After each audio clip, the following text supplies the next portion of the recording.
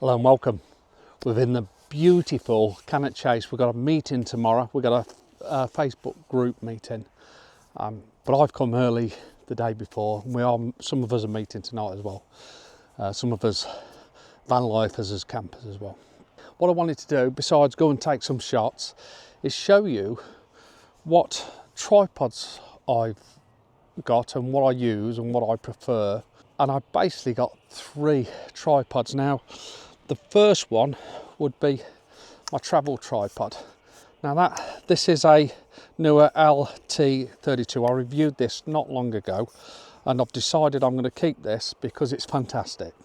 So I'm going to keep that, even though I've not really used it in earnest yet, just for the review. But I'm going to keep that. Now that's obviously handy. It's a travel tripod, so it does exactly what it says. It's lightweight, it's carbon fibre. I have changed it to a ball head for now, but I'll probably put the other ball head on when I use it. Obviously that's extremely handy if I'm hiking a long way, or if I'm travelling abroad or something like that and I want to take something that's quite compact.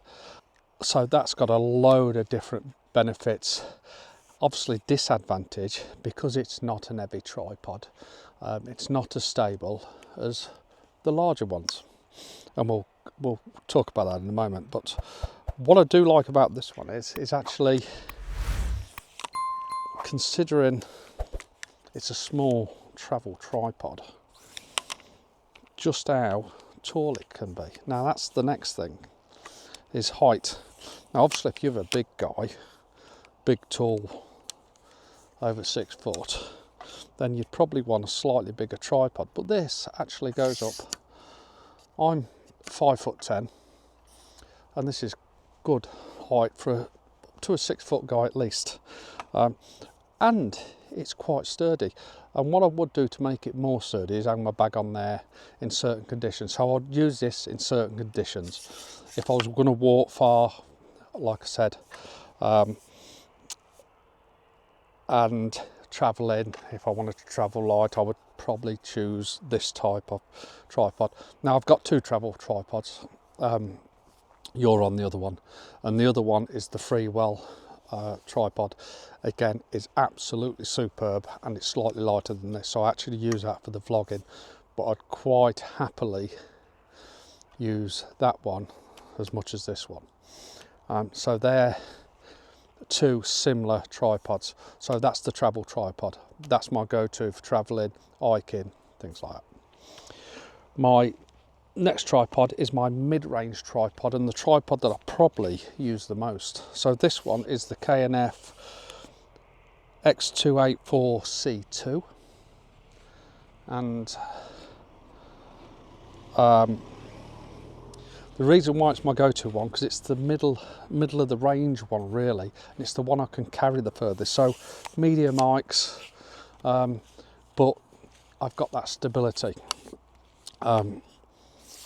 So it's still good in the windy conditions and things like that, to a degree, and I'll show you that in a moment. So, but this is also good for macro, because it clips off and goes small as well, so it's quite compact, even though it's my mid-range tripod, and it's got my my gear head on as well. Now actually, compared to the height, this one is higher than that one, but by the time I've lifted it up, things sort of equal themselves out a little bit. If I change the gear edge, that would be considerably higher. So that's the disadvantages with this one, and I don't normally like using the middle shaft, but I will use that in certain conditions. A day like today in the woods and things like that, it's fine, to a degree, and we'll come on again with that in a moment. So that's the one I've been using the most just recently, and again, conditions have gone in favour of this tripod. I've put the spikes are on the bottom, and again, if I need to stabilise it, I can knock it on there. But like I say, this middle shaft comes out really quick, so it's actually good for macro as well. So let's just put that there. And then actually my favourite tripod, and it's the tripod that I don't use too much nowadays because it's the bigger one, but it's still quite light. And this is the inaugural ST324CF. And this is my big sturdy tripod. And it's a cracking tripod. And the difference being is, again, if I think I can carry this, or it's really extremely windy, or I'm in the woodland and I want a little bit of elevation to cut that sky out, then this is the tripod for me. Now it's not got a middle shaft either, and it's up to beyond dead height, so and that's why I chose it. I've chose it for that reason. But it is solid, it's sturdy, it's great in windy conditions. And if we compare the three, I don't know whether you can see that, you can. Compare the three different ones. It's strange now, that's my go-to one, which is the smallest one. But again, it's all about weight and carrying it and things like that. That's my all-rounder. This one's for certain conditions, this one's for certain conditions. But like I say, this one is my all-rounder. And I just wanted to show you my tripod setup really. And again, I think overall, I know I've got the ball head on this one, but if I was taking this tripod, I would probably put that ball head on there and use a gear head. I much prefer to use a gear head, and I haven't used the ball head for 2 years now. Even though this ball head's quite good, the KNF is quite good. So they're the tripods. Let me know your thoughts. But I've got 3 super tripods there, actually 4, like I say, because you're on the other one. And what gear heads you like, or ball head, or whatever. What I do like about the tripod that you're on is, so we'll get the gang together. But this other tripod, what I like about this one is it's not actually a gear head, it's not a ball head, it's not a pan head, it's a bit of a mishmash of a pan and a ball head, but it works so well, and it's so compact, and it's part of the tripod. And again, if you have a look, that's my another travel tripod, super lightweight. For me, it's all about weight. If you follow my channel, you know I struggle with the knees of cheese. Weight of tripod is critical. So what I'm thinking about is, do I need that height? If I need that height, then I will put up with it and I will carry my large one. If I don't need the height, it'll be the middle one.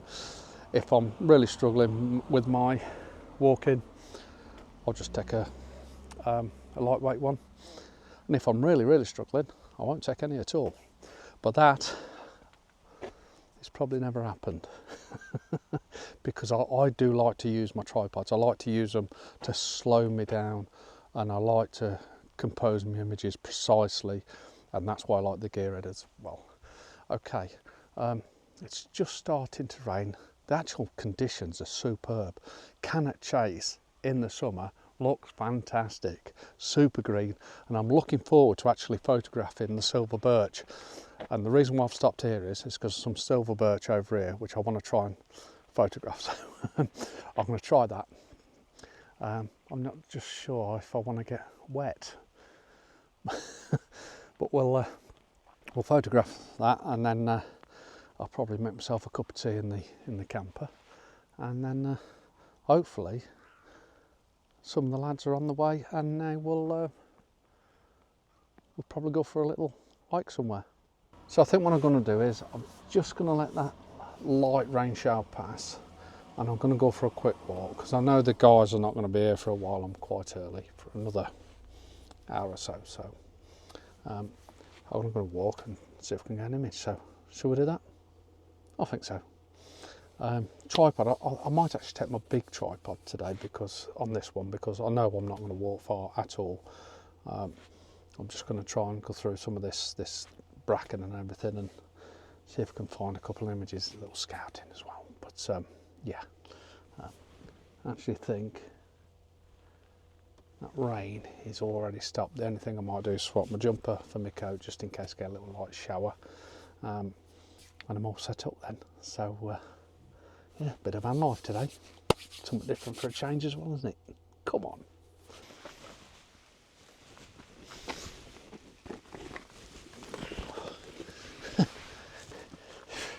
I shouldn't have said out, it's just started to rain again. It's not heavy, it's not heavy.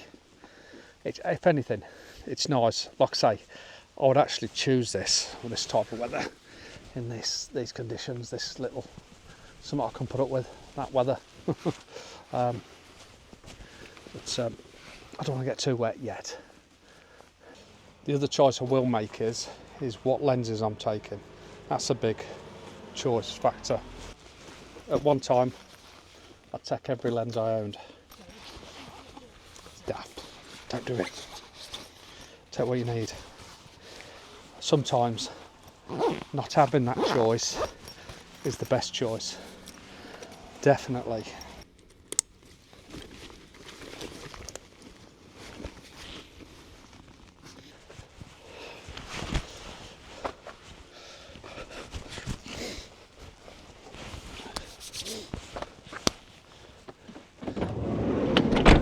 Let's see if I can find anything.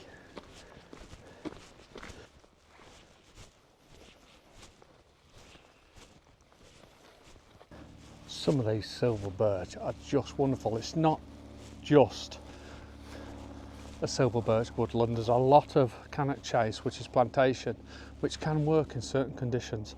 But there's a lot of silver birch areas, But within the silver birch, you do get a lot of gnarly old oaks, which is that where we're heading to, that area there where we've got the gnarly old oaks. And I've got to be honest with you, they're hard to find unless you know the location. If you do want to come on a workshop or anything like that, a guided photography guide tour workshop, whatever you want to call it, whatever you want it to be, and then don't hesitate to contact me and we can sort something out. But this is actually, it's a location I drive past all the time, one I've spotted in the autumn, thinking this could be a good location for this time of year. And in the autumn, I can see one or two trees that are really standing out, and I do like that.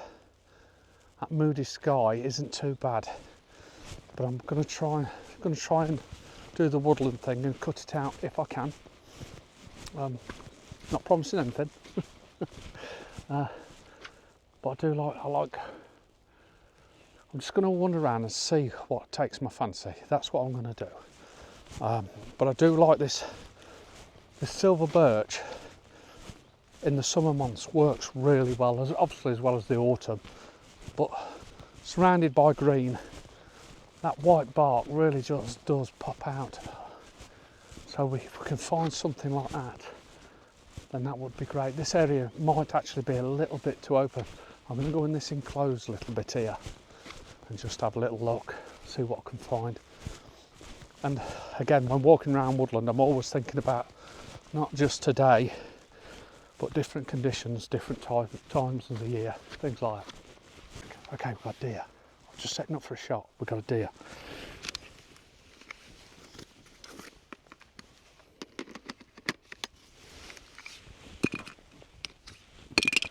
So I'm just going to set up. It's quite a way away. So, talking about tripods, and I've decided to actually go handheld for a bit because I've seen deer around. So I'm actually going to carry everything as if I can react quick. Some deer up here, can't spot them now. I've seen 3 deer already. And while I'm out in the open, I don't really need the tripod. Like I say, I do like to have it to set composition, but I'm actually going to walk around tripod packed away, and you handheld because you're on the tripod as well, and see if we can just, it is really a recce, but I've already captured a couple of shots. What I do like about this silver birch is how it's really contrasty with this green foliage around it, so if you can pick areas where it's full of green but some interesting characters, I think they work quite well. And this would work later on tonight. I'm quite tempted to actually come back this way. Okay, we've got some horses coming, so let's move out of the way, let these horses by, and then we'll try and get some more images.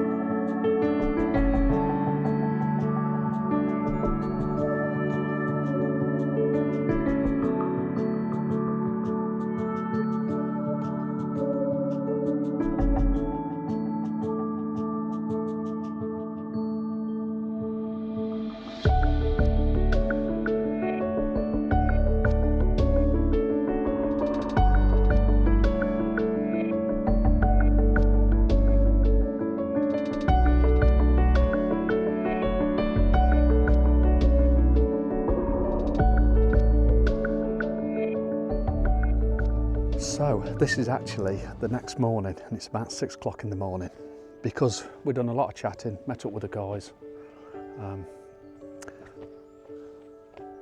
and I thought, you know what, let's forget it, let's just do some photography in the morning. Really, we went for a walk and that, but we didn't really do anything. So this morning I've chose to use the larger tripod. For the main reason is because this bracken, it's not fern, it's bracken. This bracken is really high. Some areas it's head height and above.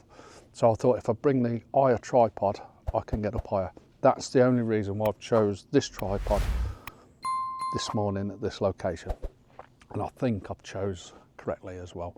So again, it's really important to figure out what you're going to shoot and what you're going to need. If I didn't need that height, I'd have brought my medium one. Again, if I was walking a longer distance, I would bring my shorter one and not worry about height and that, and then just deal with that as a composition. But I found a composition that I'm really, really liking. What's drew my eyes, this middle tree here with a nook on it and the light on it. Now you probably can't see it too much now, but there's a nice little bit of ambient light touching it. Long lens, and we've got a nice little bit of soft atmosphere in the background as well, which I quite like. So what I've been trying to do is just get in as best separation behind it as possible, either trying to hide a tree by moving or moving left and right, and getting the best out of it. There's one or two things that do irritate me about the shot, but it's a compromise that I'm very willing to put up with, because I think this shot really works well. And we've all been walking around sort of struggling. We know a shot's here, but we haven't been stopping, getting the camera out and actually getting the shot. And now we've all done it, I think we've all started to see compositions just because we've got the camera out.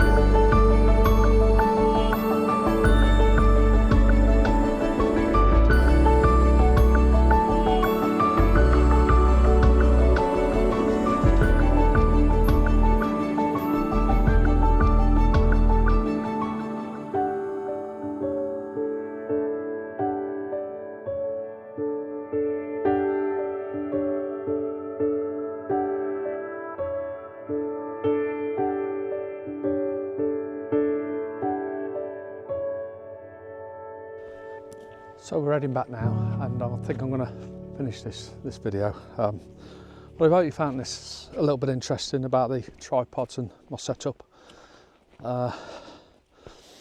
Yeah, something to think about anyway. When you're buying a tripod, really you want an all-rounder first, and then maybe later on get the different ones for different scenarios. But yeah, having actually 3 does help me. If you would like to join me on a walk in the woods workshop at Cannock Chase, then please visit my website Stainphotography.com. I will show you all the characters of Cannock Chase. Walk in the Woods will run all autumn from the beginning of September to the end of November. Weekdays and weekends are available.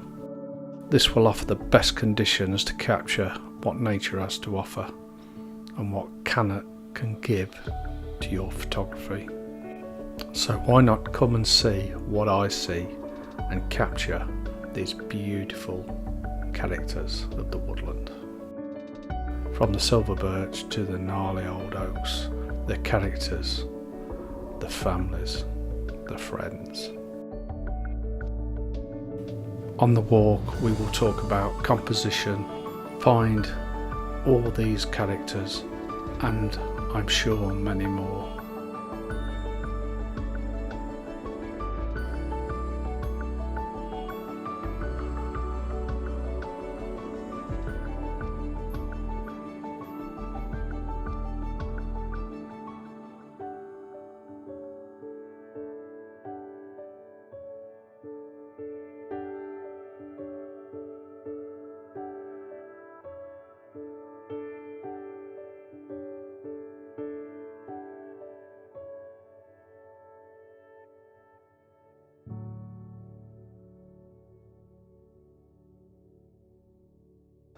Hope you've enjoyed this. Thanks for watching, and we'll catch you on the next one.